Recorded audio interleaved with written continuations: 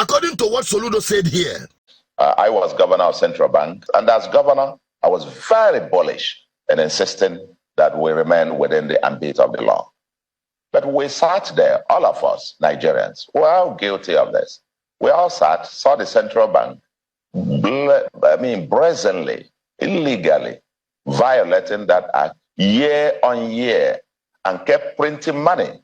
When you advance money that is backed by nothing, you just credit the federal government, but continue to credit the account of government with trillions. Emefiele deserves prison terms alongside with the former president Buhari.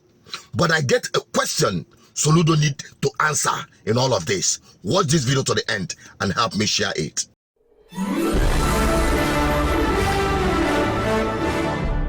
You're welcome back again on this platform where we tell you undiluted truth.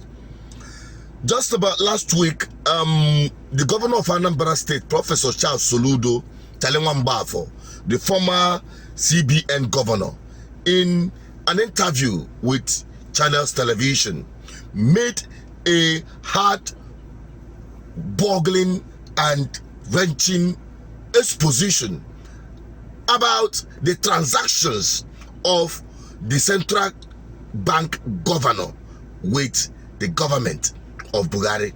Take a look at this. I was governor of Central Bank, and I met the exchange rate at about 138 Naira. I am the governor that presided over having seen the rate move down from 138 to 120 to 118, and actually came down to 112 Naira to the dollar before the global financial crisis of 2008-2009. And I met $10 billion as external reserves and built it to the all-time almost 63 billion that we had. And even in spite of payment of the 12 billion in external debt and then going through the worst financial crisis in history, I still left behind about 45 billion the day I left office. Now, I've seen this myself. I've seen it up, I've seen it down, and I know quite a few things. But there's something, a note I will leave with you, and that is that we must realize where we're coming from. That we sat here in this country and saw the monetary authorities literally printing money, literally illegally, and I must say, printing money. Because I superintended the development or the drafting of the 2007 Central Bank Act. And to prevent us from getting where we are today, that's why we had an explicit clause there that prevents Central Bank from lending, recklessly, granting ways and means advances to the federal government.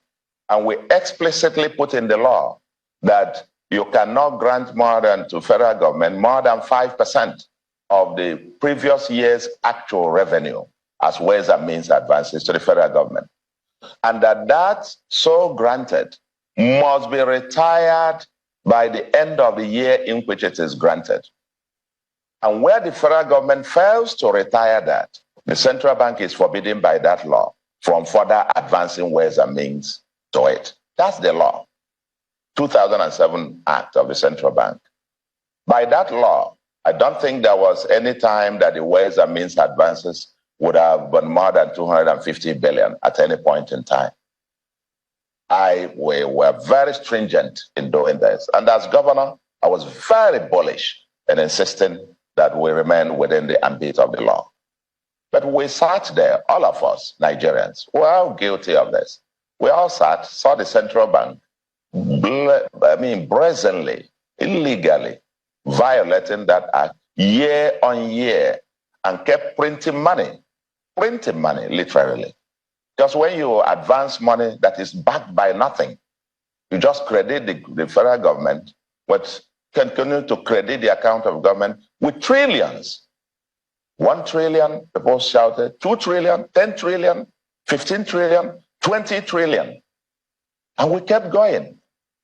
My dear friend Shem, I did say it before, that this particular government inherited a dead economy. From a macroeconomic point of view, this government inherited a dead economy, standing almost a dead horse but was still standing. But people didn't know it was dead. Because you cannot pour drums of water on a rug and expect that the rug will not be wet. There is humongous challenges. And I think it is important that Nigerians understand this. Good. Now, the question that I said I'm going to ask Soludo is, in as much as you knew all of these things, why didn't you speak out? Why didn't you speak out about this criminality? Because it is it amounts to criminality at that level of illegality perpetuated by central bank and the presidency, the federal government. And you didn't speak out. Why? Why did you keep Nigerians in the dark from knowing these things that were happening? And also, the question again is, why didn't the governor of Anambra State resign then? Because I knew he was a member of the economic advisors team to that government. Did you resign? The answer is no. Perhaps because or maybe of any vested interest or whatever. You could have resigned quietly and may not even criticize the government. Nobody will know. But you coming forward this time when all damages have been done to tell Nigerians this is just like medicine after death. He's just trying to exonerate Tinubu. He knew that he is inheriting a dead economy from Buhari, yet he insisted on imposing himself against the will of Nigerian people on Nigerians to be the president of this country. Nobody should make excuses for him, because you knew the situation. After all, he was the leader of the party in power under Buhari. So all of these things, when people try to paint some of these things, I don't get it at all. Yes, it is good enough that you made giant stride and achievement during your time at the central bank, and you're doing your best as the governor of Anambra State. But coming forward to rub these things on the faces of Nigerians doesn't make you any better. That is the truth. People might hate me because of this blunt truth, and that is why we are here. We are here to put the record straight, and that is what GGM is all about. And I hope with what we're doing, it will ginger government people, especially the governor of Anambra State, and by extension the presidency under Tinubu, to beat their mark. Beat your mark. Defy all expectations from the people. Because as far as Tinubu is concerned, Nigeria is looking forward for him to fail. If he succeed, fine. To better the lives of Nigerians, fine. Because there is nothing we can do anymore. He is already the president. If he succeed, fine, to the betterment of Nigerian people and to their benefit. The same is also applicable to Soludo. If you succeed, fine. We're not talking about second term yet. It is about you delivering good governance, and the people will definitely vote you. Governance is not about politics.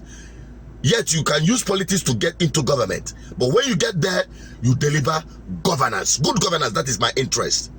And I hope you continue trying your best to deliver good governance to the Anambra State, so that when the time reach, they will judge you not just by your words but by your works. I'm signing out. What's your take on this, my people? Help me share this video. Drop a comment on the comment section and subscribe for more videos. Bye bye for now.